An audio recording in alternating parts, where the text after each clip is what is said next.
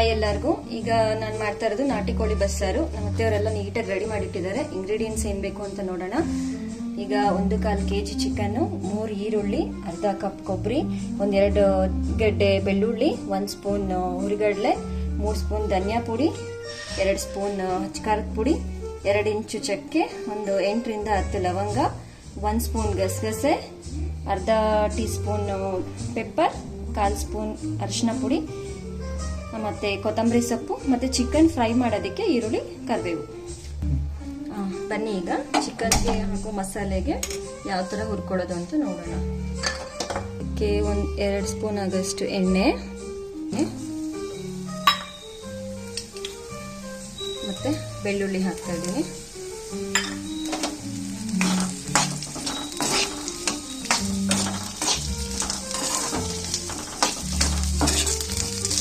Fry ಆಗಿದೆ.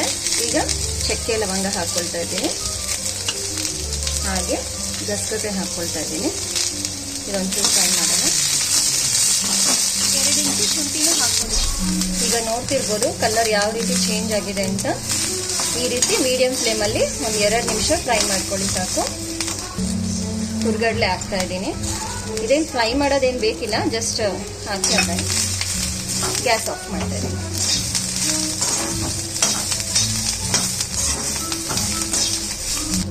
ಈಗ ಇದು ತಣ್ಣಗಾಗ್ಲಿ, ಸೈಡ್ಗೆ ಇಡ್ತೀನಿ. ಅಷ್ಟರಲ್ಲಿ ಚಿಕನ್ ಫ್ರೈ ಮಾಡ್ಕೊಳ್ಳೋಣ. ಇದು ಸರ್ಜಿಕಲ್ ಸ್ಟೀಲ್ ಗ್ರೇಟ್ ಕುಕ್ವೇರು. ಇದರಲ್ಲಿ ಕುಕ್ ಮಾಡೋದ್ರಿಂದ ನ್ಯೂಟ್ರಿಷನ್ ಹಾಗೆ ಇರುತ್ತೆ, ಮತ್ತೆ ಟೇಸ್ಟ್ ತುಂಬಾ ಚೆನ್ನಾಗಿ ಬರುತ್ತೆ. ಸೊ ಇದಕ್ಕೆ 1 ಸ್ಪೂನ್ ಎಣ್ಣೆ ಹಾಕ್ತಾ ಇದ್ದೀನಿ. ಎಣ್ಣೆ ಕೂಡ ಜಾಸ್ತಿ ಬೇಕಾಗಲ್ಲ ಇದರಲ್ಲಿ ಕುಕ್ ಮಾಡೋದಕ್ಕೆ. ಇದು ಈ ತರ ಕುಕ್ವೇರ್ ಬೇಕಿದ್ರೆ ಇನ್ನೊಂದು ಶಾರ್ಟ್ ವಿಡಿಯೋ ಇದೆ, ಸೊ ಅದರಲ್ಲಿ ನೋಡ್ಕೋಬಹುದು.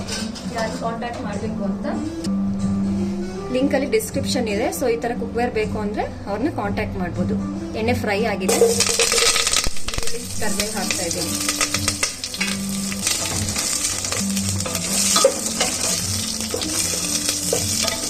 ಈರುಳ್ಳಿ ಫ್ರೈ ಆಗಿದೆ.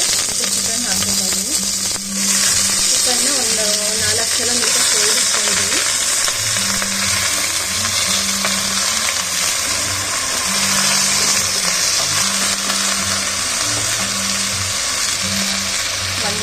ಹಾಕೋತಾ ಇದ್ದೀನಿ.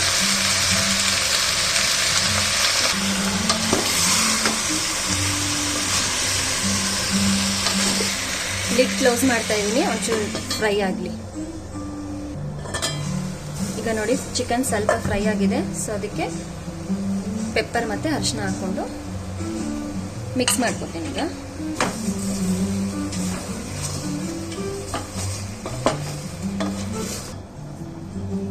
ಸೊ ಈಗ ಇದೆಲ್ಲ ತಣ್ಣಗಾಗಿದೆ. ಇದನ್ನೆಲ್ಲ ಮಿಕ್ಸಿಗೆ ಹಾಕೊಂಡು ರುಬ್ಕೊಳ್ಳೋಣ. ಧನಿಯಾ ಪುಡಿ ಹಾಕ್ತಾ ಇದ್ದೀನಿ, ಖಾರದ ಪುಡಿ,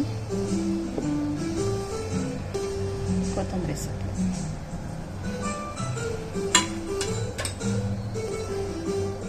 ಕೊಬ್ಬರಿ.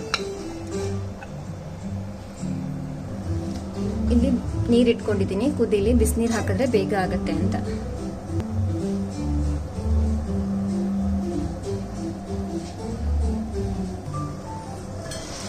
ನೋಡಿ ಈಗ 5 ನಿಮಿಷ ಫ್ರೈ ಆಗಿದೆ. ಸೊ ಇದಕ್ಕೆ ನಾನು 1 ಸೌಟಷ್ಟು ರುಬ್ಬಿರೋ ಮಸಾಲನ ಹಾಕಿ ಮಿಕ್ಸ್ ಮಾಡ್ಕೊತೀನಿ.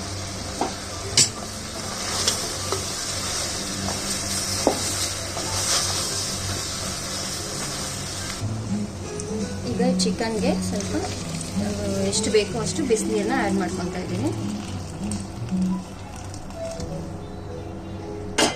ಒಂದು ಸಲ ಮಿಕ್ಸ್ ಮಾಡಿ ಚಿಕನ್ ಬೇಯೋವರೆಗೂ ಲಿಡ್ ಕ್ಲೋಸ್ ಮಾಡಿ ಬಾಯ್ಲ್ ಮಾಡೋಣ.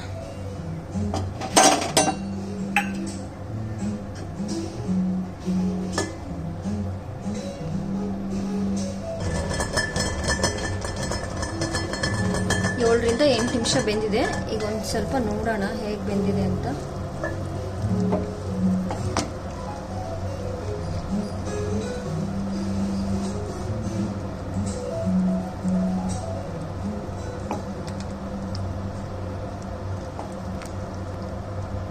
ಓಕೆ, ಇನ್ನು ಒಂದು 10 ನಿಮಿಷ ಇದು ಮತ್ತೆ ಬೇಯಲಿ.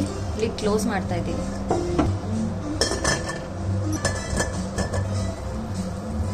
ಈಗ ನೋಡ್ತಾ ಇರ್ಬೋದು ಚಿಕನ್ನು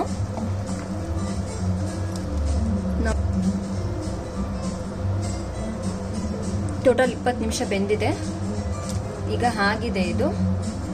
ನೀವು ಈ ತರ ಕುಕ್ಕರ್ ಅಲ್ಲಿ ಮಾಡಿದ್ರೆ ತುಂಬಾ ರುಚಿಯಾಗಿರುತ್ತೆ. ಈ ಸೂಪ್ನ ನನ್ನ ಮಗನಿಗೆ ಮತ್ತೆ ನಮ್ಮ ಅತ್ತೆಯವ್ರಿಗೆ ತುಂಬಾ ಇಷ್ಟ ಅಂತ ಸ್ವಲ್ಪ ಎತ್ತಿಟ್ಕೊಳ್ತಾ ಇದ್ದೀನಿ. ಈ ಚಳಿಗೆ ಈ ವೆದರ್ಗೆ ಈ ಸೂಪು ತುಂಬಾ ಒಳ್ಳೆಯದು. ಮಕ್ಕಳಿಗೆ ದೊಡ್ಡವ್ರಿಗೆ ಎಲ್ಲ ಕೊಡಿ, ತುಂಬಾ ಇಷ್ಟಪಟ್ಟು ಕುಡಿತಾರೆ. ಇದಕ್ಕೆ ನೀವು ಬೇಕಾದ್ರೆ ಒಂಚೂರು ಪೆಪ್ಪರ್ ಕೂಡ ಆಡ್ ಮಾಡ್ಕೋಬಹುದು.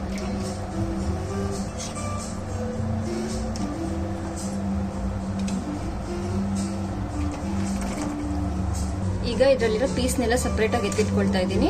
ಬಸ್ಸಾರ್ ಆಗಿರೋದ್ರಿಂದ ಪೀಸ್ನ ಸಪ್ರೇಟ್ ಆಗಿ ಫ್ರೈ ಮಾಡಬೇಕಾಗುತ್ತೆ.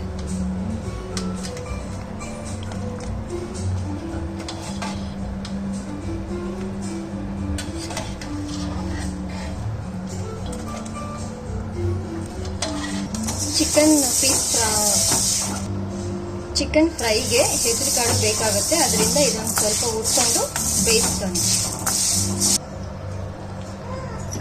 ಹೆಸರು ಕಾಳು ಬೇಯ್ತಾ ಇದೆ.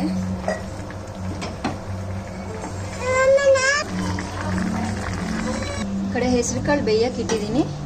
ಈಗ ರುಬ್ಬಿರೋ ಮಸಾಲೆ ಹಾಕಿ ಸಾಂಬಾರು ಮಾಡ್ಕೊಳ್ಳೋಣ.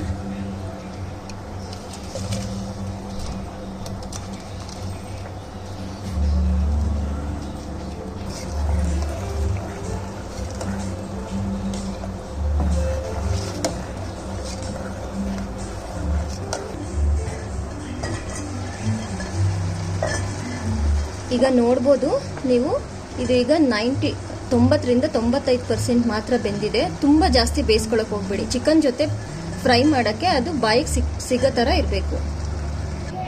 ಇದು ಬೇಯಿಸಿ ತೆಗೆದಿಟ್ಕೊಂಡಿರೋಂಥ ಚಿಕನ್ನು. ಇದು ಫ್ರೈ ಮಾಡೋಕ್ಕೆ ಬೇಕಾಗಿರೋಂಥ ಪದಾರ್ಥಗಳು: ಈರುಳ್ಳಿ, ಕರಿಬೇವು, ಕೊತ್ತಂಬರಿ ಸೊಪ್ಪು, ಬೆಳ್ಳುಳ್ಳಿ ಜಜ್ಜಿಟ್ಕೊಂಡಿದ್ದೀನಿ, ಶುಂಠಿ ಜಜ್ಜಿಟ್ಕೊಂಡಿದ್ದೀನಿ, ಮತ್ತು ಇದು ಗಸಗಸೆ, 2 ಮೆಣಸಿನ್ಕಾಯಿ ಮಿಕ್ಸಿಗೆ ಹಾಕ್ಕೊಂಡು ಪುಡಿ ಮಾಡ್ಕೊಂಡಿದ್ದೀನಿ. ಫ್ರೈ ಮಾಡೋಕ್ಕೆ ಎಣ್ಣೆ ಹಾಕ್ತಾ ಇದ್ದೀನಿ. 1 ಸ್ಪೂನ್ ಅಷ್ಟು ಎಣ್ಣೆ. ಫಸ್ಟ್ ಬೆಳ್ಳುಳ್ಳಿ ಹಾಕ್ತಾ ಇದ್ದೀನಿ. ಚೆನ್ನಾಗಿ ಫ್ರೈ ಆಗಲಿ ಬೆಳ್ಳುಳ್ಳಿ. ಜೊತೆಗೆ ಶುಂಠಿ ಹಾಕ್ತಾ ಇದ್ದೀನಿ.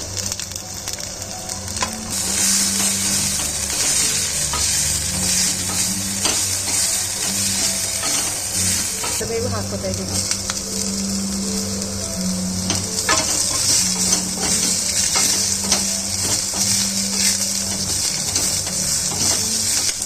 ಸ್ವಲ್ಪ ಉಪ್ಪು ಹಾಕೋತಾ ಇದ್ದೀನಿ. ನೋಡಿ, ಈಗ ಈರುಳ್ಳಿ ಗೋಲ್ಡನ್ ಕಲರ್ ಫ್ರೈ ಆಗಿದೆ. ಇದಕ್ಕೆ ಬೇಯಿಸಿರೋಂಥ ಚಿಕನ್ ಹಾಕೊಳ್ಳೋಣ.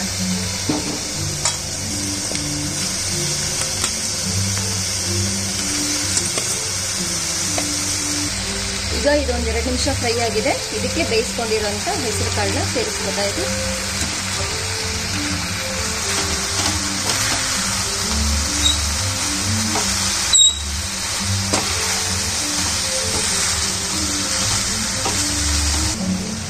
ಈಗ ಇದಾಗಿದೆ. ಇದಕ್ಕೆ ಹುರ್ಕೊಂಡಿರೋಂಥ ಗಸಗಸೆ ಹಾಗೂ ಮೆಣಸಿನ್ಕಾಯಿ ಪೌಡರನ್ನು ಹಾಕ್ತಾ ಇದ್ದೀನಿ. ಅದಾದಮೇಲೆ ಕೊತ್ತಂಬರಿ ಹಾಕ್ತಿದ್ದೀನಿ. ಹಾಕಿ ಮಿಕ್ಸ್ ಮಾಡ್ಕೊಳ್ಳೋಣ. ಮಿಕ್ಸ್ ಮಾಡಿಕೊಂಡ್ರೆ ಇದು ರೆಡಿ ಆಯಿತು.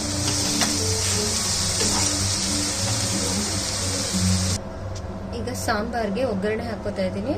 ಅದಕ್ಕಾಗಿ ಸ್ವಲ್ಪ ಎಣ್ಣೆ ಕಾದ್ಮೇಲೆ ಒಂದು ಅರ್ಧ ಈರುಳ್ಳಿ ಮತ್ತು ಕರಿಬೇವು ಹಾಕಿ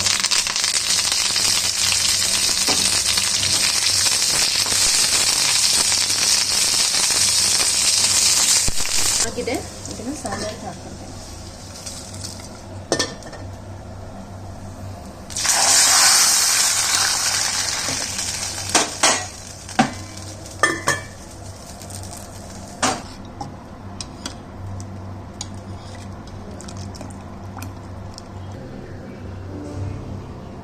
ಈಗ ಇದು ಚಿಕನ್ ಬಸ್ಸಾರ್ ರೆಡಿ ಆಗಿದೆ. ಈ ಸಾಂಬಾರು ಮುದ್ದೆಗೆ, ಚಪಾತಿಗೆ, ದೋಸೆಗೆ, ಅನ್ನಕ್ಕೆ, ಇಡ್ಲಿಗೆ ಎಲ್ಲದಕ್ಕೂ ತುಂಬ ಚೆನ್ನಾಗಿರುತ್ತೆ. ಟೇಸ್ಟ್ ಮಾಡಿ. ನೀವು ಮನೇಲಿ ಟ್ರೈ ಮಾಡಿ ನೋಡಿ. ಹಾಗೆ ಹೇಗೆ ಬಂತು ಅಂತ ಕಮೆಂಟ್ ಮಾಡಿ. Thank you.